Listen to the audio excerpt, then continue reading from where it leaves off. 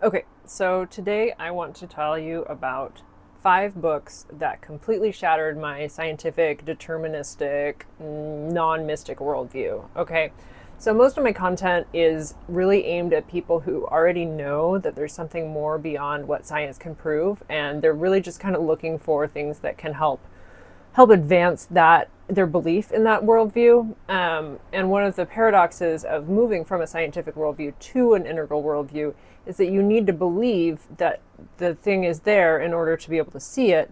But if you have a scientific worldview, you tend to need to see things before you believe them. And so it's really about figuring out how to rewrite that belief system, which is what shapes what you perceive. And so I just wanted to share 5 books that have really changed the way that I view the world. So, without further ado, the first one, Cosmos and Psyche by Rick Tarnas. This is the book that started it all for me. So I haven't really shared my astrology origin story on this channel yet, and I will get around to recording that. But in essence, somebody in my life made a reference to being an Aries, and that was the way he was. And I was just like, well, astrology's fake, right? And then he just like laughed at me and told me that if I was going to go around saying that astrology was fake, then I needed to understand what I was talking about. And, that made sense to me. And so I started studying astrology. This is one of the books that I read, and it was just like, oh, maybe there is something to this. I couldn't put it down. It's extremely dense. So it is very, this is not a light read, y'all. It's not a beach read, but it is a full analysis of history and of historical cycles of outer planets in relation to each other. And he makes a very, very convincing argument that archetypes of the outer planets are reflected in the cycles of history. So this is the book that really kind of opened my eyes to astrology, made me start to kind of dig deeper into it, and really helped kind of put the first cracks in that worldview. The second book is called Real Magic by Dean Radin. So this is, the subtitle is Ancient Wisdom, Modern Science, and a Guide to the Secret Power of the Universe. So Dean Radin is a scientist. He's a parapsychologist. And he works at an institute called the Institute of Noetic Science. He has been doing research on paranormal, parapsychological phenomena for 20 or 30 years. He's also worked with the US government on in the CIA's top secret spy program. But this book is really an overview of not only of his work, but also of a historical overview of historical cases of people who have had these miraculous powers, magicians of the past, not like sleight of hand, but actual real powerful magicians. And then he talks a lot about the way that these things work, right? Through using the power of intention and focused will, that we can do things like alter random number generators and cause the fabric of reality to bend to your will, essentially. So this one is highly recommended for anybody who kind of wants to know more about the science side of the ESP and other magic phenomena. The next book is called The Body Electric by Robert O. Becker. And this one is not necessarily as much of a mystical book, but it's rather more about what the role of electromagnetism in biology is. He's a biologist and has been studying the way that electric fields impact wound regeneration in model organisms and in people a little bit. But this book completely goes counter to the kind of the biochemical model of biology. And everything in this book is already provable in terms of current science. The way that it helped crack my worldview open was that it showed that there are so many other ways of influencing biology, right? As somebody who is a trained biologist, my undergraduate and a lot of my research was done in developmental neurobiology. This model that he proves in this book is so counter to everything that the mainstream is doing.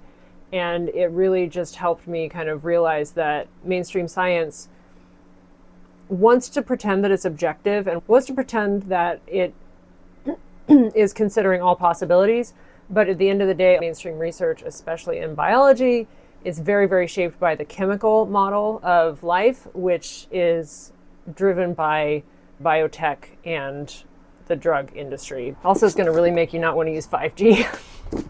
The next book is called Jesus and the Essenes by Dolores Cannon. So this one I read recently. I've been familiar with Dolores Cannon and kind of known about her for a long time, but I've never really read any of her work. But this is the first book of hers that I've read. And if you aren't familiar with Dolores Cannon, she was pretty much a normal housewife until her husband started studying hypnotherapy and started running into past lives in his hypnotherapy, and he didn't really pursue it, but then she got really interested in like seeing like what people can remember about past lives in these like really deep trance states. And so this book is the story of a woman, her past life, who was a member of the Essene community and was a teacher of Christ. And Dolores Cannon does a lot of, similar to Dean Radin, she has a lot of methodologies that she uses, she's passed now, but she has a lot of methodologies that she used to make sure that she wasn't influencing the outcomes. Like, she didn't do any of the research on the background of this story until after the person who was the subject of the hypnosis had moved on and was no longer participating in the studies. And then she, went back and did a lot of research and found out that a lot of the things line up. But it also kind of upends a lot of the things that we think we know about the life of Christ, and about the Essene community, which is the community that lived in the place of the Dead Sea Scrolls were discovered. So highly recommend if you're interested in early Christian history and the mystic traditions of that Jesus may have been raised in. The final book is called When the Impossible Happens by Stan Grof. So I've been aware of Stan Grof's work for decades at this point. And if you're not familiar with him, he is a psychiatrist who became involved in LSD psychotherapy early on, and he's really been the pioneer of it. And so he has had many experiences using LSD and other psychedelics. He has a lot of experience using those substances or other tools like that in clinical settings. And this book is basically just a collection of short stories of things that have happened to him and his friends, family, and subjects and clients over the course of his 60-year career at this point. For me, this one didn't necessarily change my worldview because I just read it this past year, but it was more of just a confirmation of like, yes, these things are like, no, it's not scientifically provable, and it's never going to be within the mainstream, like, because our scientific framework is very rooted in a scientific worldview. But if you take all of the evidence, whether or not it's actually scientific evidence, you just have to admit that there's something more out there, right? We're not just individual units of consciousness that are an epiphenomenon of matter. Our brains do not create consciousness. We as humans are not the only conscious organisms just because we have this big brain.